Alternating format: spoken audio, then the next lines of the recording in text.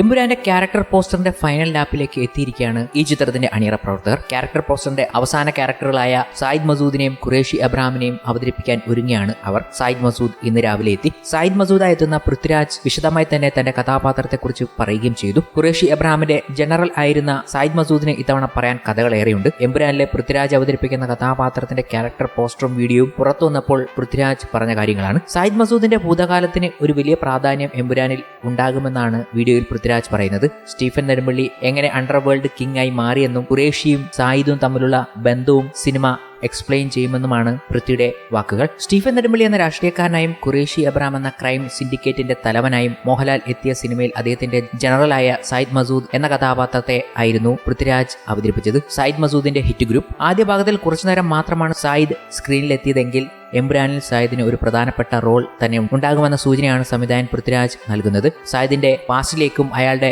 ലോകത്തേക്കും എമ്പുരാൻ പ്രേക്ഷകരെ കൂട്ടിക്കൊണ്ടുപോകുമെന്ന് കഥാപാത്രത്തിന്റെ ക്യാരക്ടർ പോസ്റ്ററിനൊപ്പം പങ്കുവച്ച വീഡിയോയിൽ പൃഥ്വിരാജ് പറഞ്ഞു. Gold and diamond trade control ചെയ്യുന്ന ഇൻഫേമസ് നെക്സസ് ആയ ഖുറേഷി അബ്രാം എന്ന നെക്സസിന്റെ ഹിറ്റ് ഫോഴ്സ് നയിക്കുന്ന കമാൻഡോ ആയിട്ടാണ് നിങ്ങൾ ഒന്നാം ഭാഗത്തിൽ സായിദിനെ പരിചയപ്പെട്ടത്. എന്നാൽ ലൂസിഫർ ഫ്രാഞ്ചൈസിയിലെ എല്ലാ കഥാപാത്രങ്ങളെപ്പോലെയും മുരളി ഗോപി എഴുതുന്ന എല്ലാ കഥാപാത്രങ്ങളെപ്പോലെയും സായിദിനും ഒരു പാസ്റ്റ് ഉണ്ട്. അയാളുടെ ഒരു കഥയുണ്ട്, അയാളുടേതായ ഒരു ലോകം. ആ കഥ എന്താണെന്നും ആ ലോകം എന്തായിരുന്നുവെന്നും ആ ലോകത്തേക്ക് എങ്ങനെയാണ് ഖുറേഷി അബ്രാം കടന്നു വന്നതെന്നും നിങ്ങൾ എമ്പുരാനിലൂടെ മനസ്സിലാക്കും. അങ്ങനെ ഉദ്വേഗം ജനിപ്പിക്കുന്ന ഓരോ കാര്യങ്ങൾ പറഞ്ഞുകൊണ്ട് എമ്പുരാന്റെ ഹൈപ്പുകൾ കൂട്ടിക്കൊണ്ടിരിക്കുകയാണ് അണിയറ പ്രവർത്തകർ. നമുക്കും ഇത് കൗതുകമായി മാറുമ്പോൾ എന്നാൽ എമ്പുരാന് ഒരു പണി കൊടുക്കാനുള്ള ആന്റണി പെരുമ്പാറിനും മോഹൻലാലിനും ഒരു പണി കൊടുക്കാൻ ഒരുങ്ങുന്നു എന്നാണ് ചില റിപ്പോർട്ടുകൾ പുറത്തു വരുന്നത്. മോഹൻലാലിനെയും ആന്റണി പെരുമ്പാറിനെ പൂട്ടാൻ ഫിലിം ചേംബർ ഒരുങ്ങുന്നു എന്ന കാര്യം. മലയാള സിനിമാ മേഖലയിൽ തർക്കങ്ങൾ പുതിയ വഴിത്തിരിവിലേക്ക് എന്നാണ് ഇപ്പോൾ പറയാൻ കഴിയുന്നത്.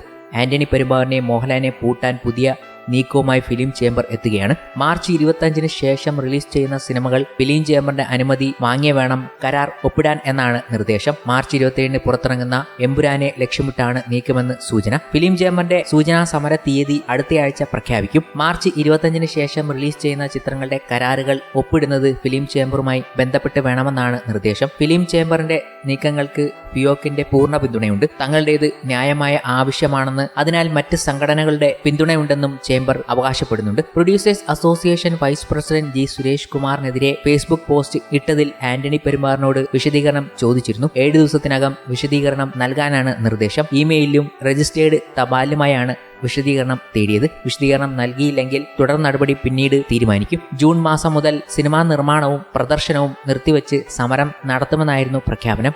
അതിന് മുന്നോടിയായാണ് സൂചനാ സമരം. മാർച്ച് 5-ന് മുമ്പായി ഇതിന്റെ തീയതി പ്രഖ്യാപിക്കും. മാർച്ച് അവസാനത്തോടെ ആയിരിക്കും സൂചനാ സമരം.